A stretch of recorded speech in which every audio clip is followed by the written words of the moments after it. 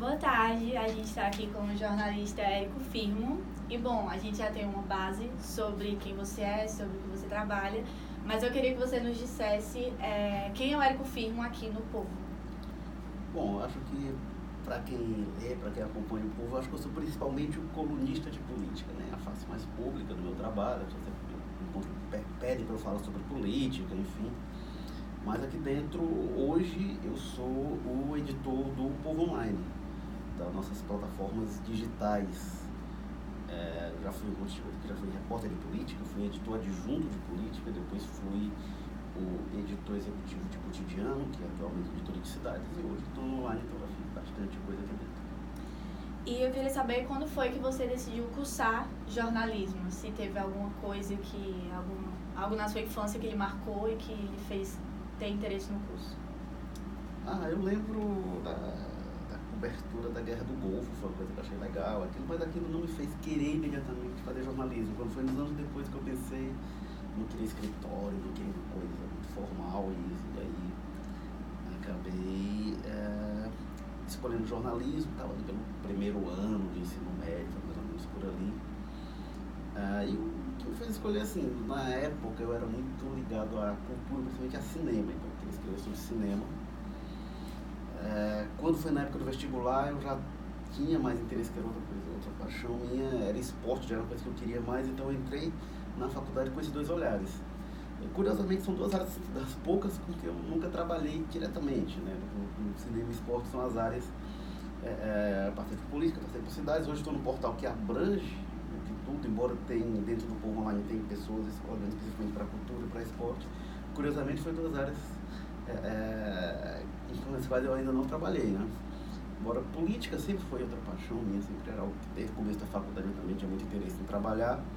E cidades era algo que eu também tinha interesse, mas o interesse cresceu até mais dentro do jornal. Era uma área que eu olhava assim, não. Quando eu estava em política, eu falava, se eu fosse sair de política, eu queria ir para cidades. E então acabei, foi mais ou menos esse o caminho para eu decidir. E você sempre teve apoio da família? Tive, minha família não tinha aquela coisa, né? Queria que fosse médico, advogado, mas nunca me influenciaram, nunca disseram nada quando eu disse o que eu ia fazer. Então, beleza, vai lá, faz o que você quiser. Em algum momento da faculdade, você pensou em desistir? Você achou que aquilo ali não era o que você queria? Não, eu gostei muito do curso desde o início, assim, gostei muito.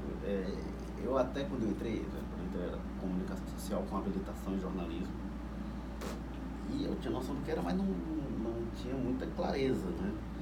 E eu vi muita gente desistindo ao longo do curso, muitos colegas, muitos ficaram, mas eu me apaixonei logo pelo curso mesmo, pela profissão, então não me ocorreu desistir. E qual a sua especialidade? Você tem pós-graduação, mestrado? Não, eu quero ainda muito fazer pós-graduação, mas logo que eu me formei, entrei em redação e aí o ritmo um pouco alucinante não permitiu ainda. E como foi o mercado de trabalho? Assim que você se formou, você conseguiu um emprego assim logo de cara ou foi muito difícil? Eu estagiava numa editora de revistas que é a Omni, e aí quando eu me formei eu fiquei trabalhando lá 2, 3 meses, e aí algum tempo depois apareceu essa vaga no Povo, enfim, sondaram se tinha interesse e eu acabei vindo para cá para ser repórter de política.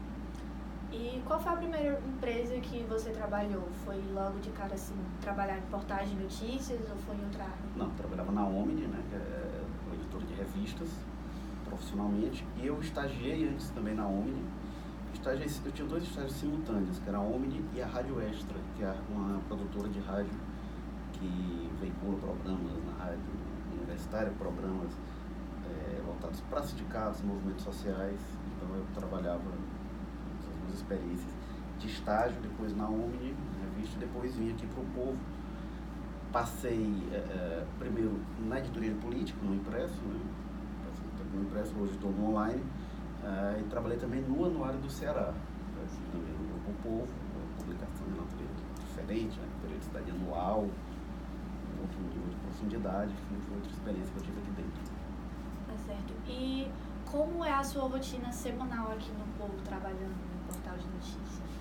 Bom, a rotina é um pouco atropelada, né? Assim, quando você está falando de jornalismo online, mas eu chego aqui de manhã e saio a hora que eu consigo. Basicamente é isso. A gente tem reuniões de planejamento, a gente reúne todas as plataformas, rádio, fotografia, vídeo, tá todo mundo junto, impresso, todo mundo para ver as pautas do dia, planejar as coberturas do dia. Mas às vezes esse planejamento é totalmente atropelado, quando, por exemplo, teve o caso do massacre na escola de Suzano, né, que a gente estava lá no meio do planejamento e de repente tem um fato como esse, beleza, suspeito, que estava planejado porque um imprevisto imediato se impõe. Isso de vez em quando acontece, isso da rotina do jornalismo, isso do jornalismo online e outros também. Por exemplo, foi outro dia que teve a operação em relação a Marielle Franco, a operação que prendeu os acusados de matarem a Marielle Franco. E aí a gente estava na reunião e ia ter o programa na rádio, o Povo CBN, o debate do povo, estava previsto, e aí disseram, não vai ter o programa porque vai ter a coletiva da Marielle, então a CBN Nacional vai ficar na rede para transmitir. E aí, porque o governador não chegava, atrasaram. O governador do Rio de Janeiro atrasou e atrasaram a coletiva. E disseram, vai ter programa. Nossa, como é que coloca? A gente desmobilizou o programa, não é assim. Você falou convidado que não precisava vir, enfim. E aí se improvisou, começou o programa lá do noticiário, comentando o que tinha. E aí, alguns instantes depois, não, vai começar a coletiva, suspeite de novo. Então, a gente lida com essa dinâmica realmente. Então, tem essa primeira reunião de planejamento, depois tem reuniões anteriores, reunião para consolidar a edição. E o processo de edição, realmente, de monitoramento do que está acontecendo, de produção em cima do factual e também de planejamento do que não é factual, de conteúdos de reportagem, de conteúdos não factuais especiais. Sim. E tem alguma parte desse trabalho que lhe deixa frustrado?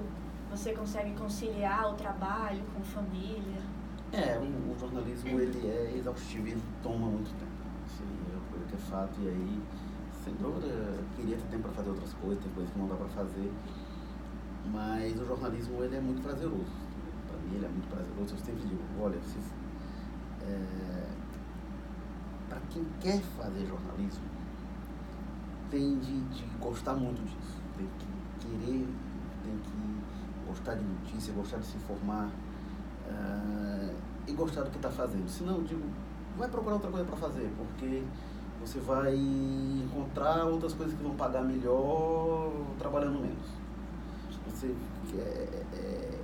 E aí também tem gente que ganha muito dinheiro fazendo coisas que não são tão sérias. Então, se você não estiver disposto a ser íntegro, correto, não se vender, não gostar disso, vai procurar outra coisa, porque senão, se for só para ganhar dinheiro e tal, para ficar de boa, vai ter outras coisas que vão lhe dar mais retorno. Então, eu não digo frustração porque eu deixo de fazer outras coisas para fazer algo que me satisfaz muito. Mas, claro, tem um grande jornalista, que é o Matias Molina, ele sempre diz assim, a apuração nunca termina.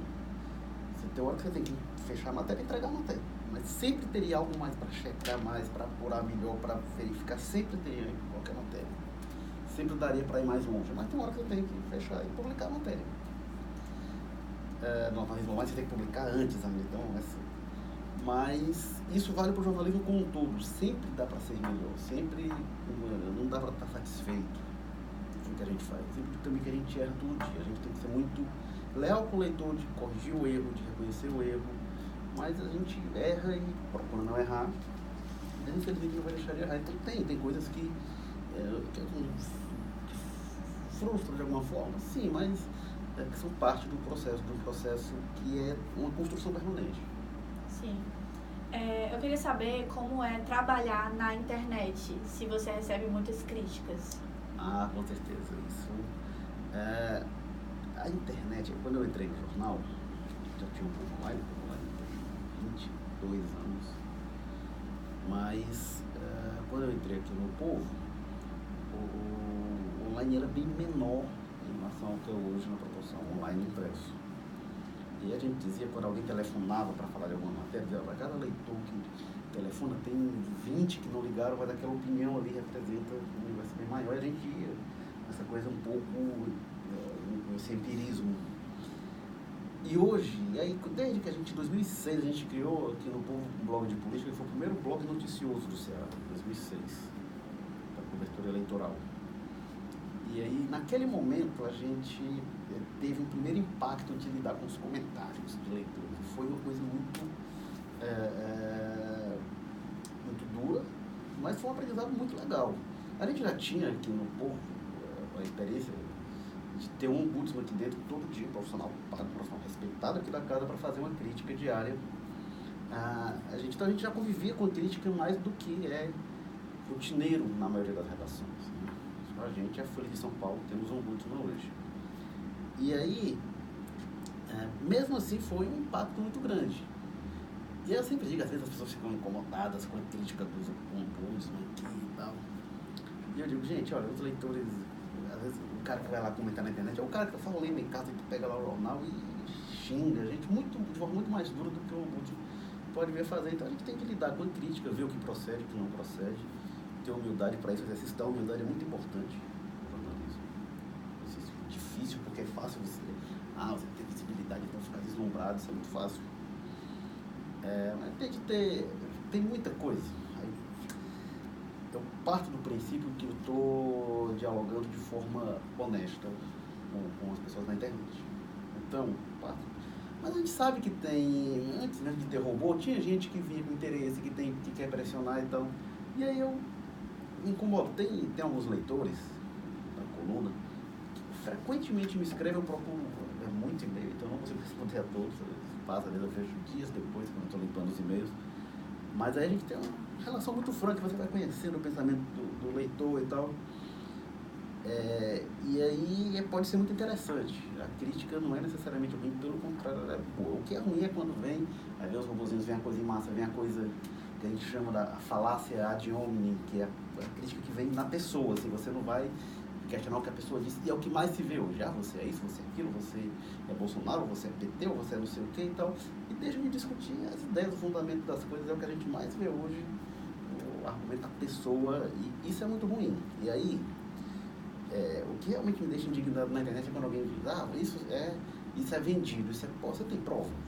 A pessoa lê alguma coisa que ela não gosta, e acha que a pessoa é vendida e tal, e vai em cima das intenções da pessoa. Aí, pera lá. Uma coisa é discutir o que está escrito, o que está colocado lá. Outra coisa é fazer insinuações que são criminosas, inclusive. Aí isso é a pior parte. Ter a crítica, eu acho que é do jogo, eu acho que é bom para o jornalismo. A gente passou na internet, uma das possibilidades é essa, a gente passou a ter o retorno e o contato mais imediato com os leitores, que a gente nunca teve antes. E atualmente você acha que a internet ela influencia mais do que outros meios de comunicação, tipo as revistas, jornal impresso, até mesmo a TV? Ela influencia muito, mas ela influencia de formas diferentes, né? Primeira coisa assim, a internet não é, tem aqui uma plataforma que é o impresso, uma plataforma que é a revista, uma que é o rádio, que é a TV, e a internet é uma outra. A internet não é isso. A internet não é uma mídia, uma outra. A internet é uma plataforma de mídias e meio que um porta-aviões onde tudo isso se cruza. Então você pode ouvir rádio na internet, você vê TV, você lê o jornal, você passa as páginas, escuta o barulho das páginas do jornal, se você quiser, está lá. E os conteúdos estão lá, inclusive. Então você está lendo o conteúdo do jornal impresso na internet, está lendo o jornal, está lendo o impresso. Eu acho que isso não é tão importante. A plataforma, a forma de entrega do conteúdo não é tão importante. Essa diversidade, ela chega de formas diferentes ao leitor.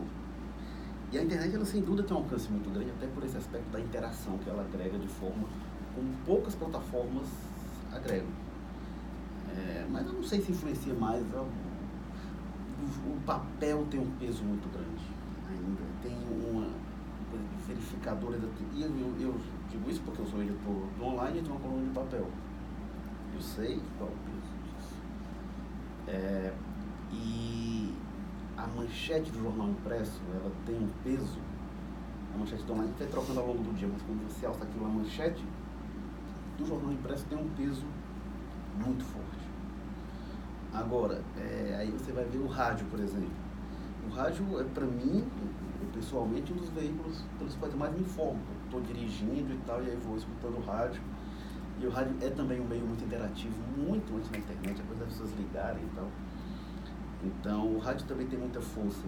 A gente sempre pensa, agora sem dúvida a internet cresceu muito, né? A internet ganhou muita força, as redes sociais, que inclusive, quando a gente vai olhar o Facebook, por exemplo, o Facebook já teve um peso que ele hoje não tem, por decisão própria de algoritmo, de minimizar o peso das páginas jornalísticas e aumentar outras formas de interação pessoal, que até possibilitou algumas coisas, são de bolhas de opinião, são coisas bem discutíveis que o Facebook criou, mas as redes sociais potencializaram isso.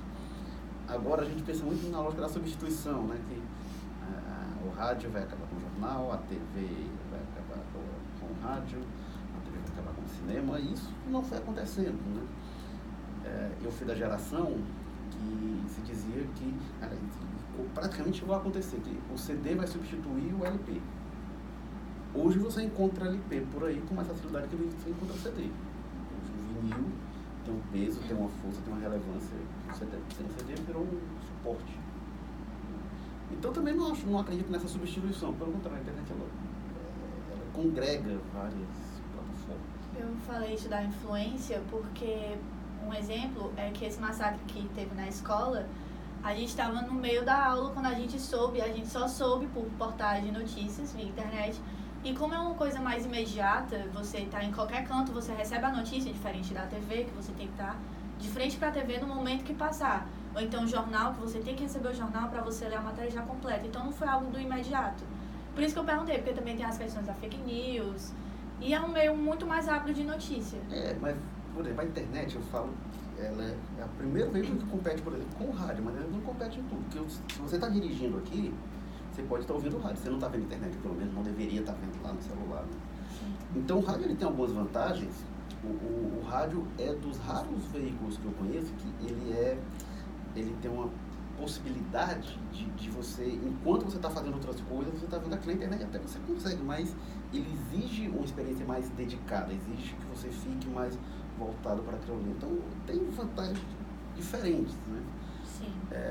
A internet, a força da internet está muito condicionada à credibilidade do meio, porque a força da página do jornal Povo, a força do Povo Online não seria a mesma se não fosse o respaldo da credibilidade do jornal de 91 anos. A Folha de São Paulo, a página da Folha de São Paulo na internet não teria a mesma credibilidade, se não via aqui da Folha, se não tivesse um jornal por trás. Então, quando você olha, tem uma página na internet da notícia, pera lá, que página é essa? Todo mundo quer ver e ver qual o respaldo daquilo ali. Sim. E quais foram os seus grandes influenciadores, né? No portal de notícias ou até mesmo jornalistas? Tem muita gente que eu gosto, assim, nem tanto no estilo, eu diria, mas que me fez gostar de jornalismo, me fez gostar de escrever. E tem alguns que eu gosto, não vou seguir tanto porque Nelton Rodrigues é uma obsessão na escrita, eu sou jornalista, né? O Graciliano Ramos aí já influencia mais, Graciliano já é um escritor que eu acho mais jornalística, né? Embora o Nelson tenha sido jornalista, ele era do estilo do adjetivo, ele gostava e defendia isso.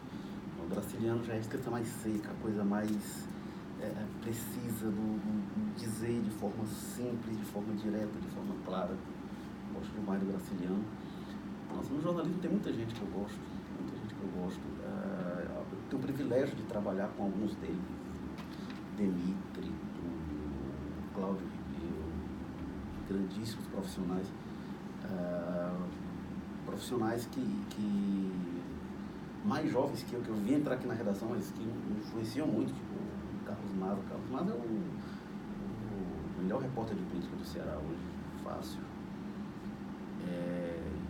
O cara que eu vi passar aqui como um estagiário. Eu acho muito legal isso de se ver. E tem pessoas que influenciam de várias formas.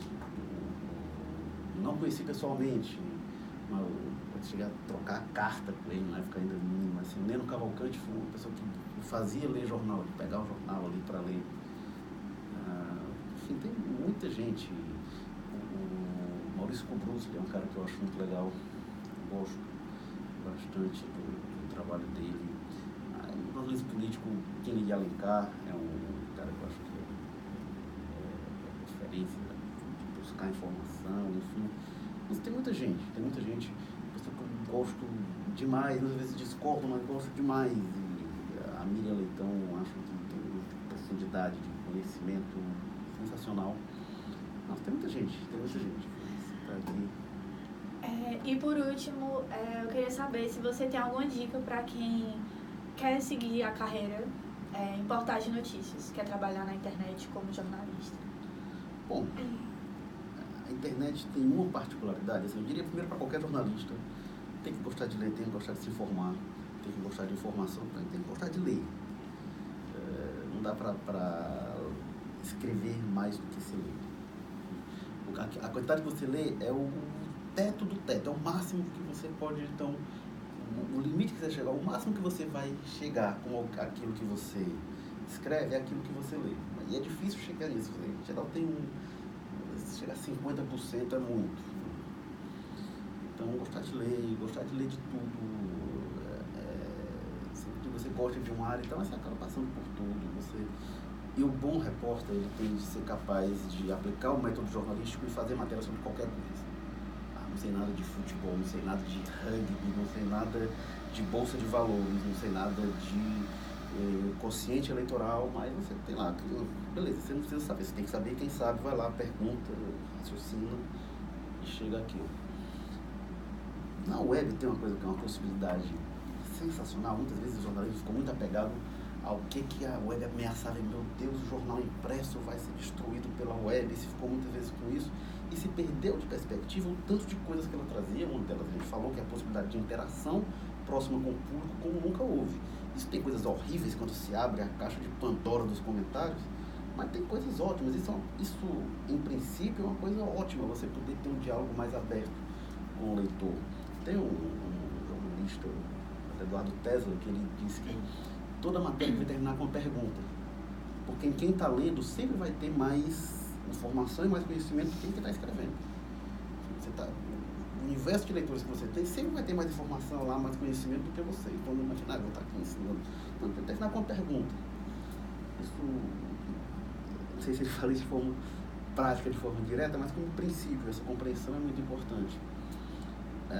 Então, isso é muito bom, essa possibilidade da interação, mas não só isso. A internet nos possibilita fazer um cruzamento de várias linguagens como nunca antes foi possível. E isso é muito rico para o jornalismo. Então, eu queria, para quem quer trabalhar com online, conheça a multiplicidade de linguagem. Escrever é fundamental, não dá para ser jornalista se você não escrever bem. Mas vídeo, foto, infografia, enfim, recursos para contar uma história. Isso eu acho que é uma coisa que é cada vez mais muito importante na internet. Tá certo, muito obrigada pela entrevista. Espero ter ajudado. Valeu. Ajudou muito, obrigada.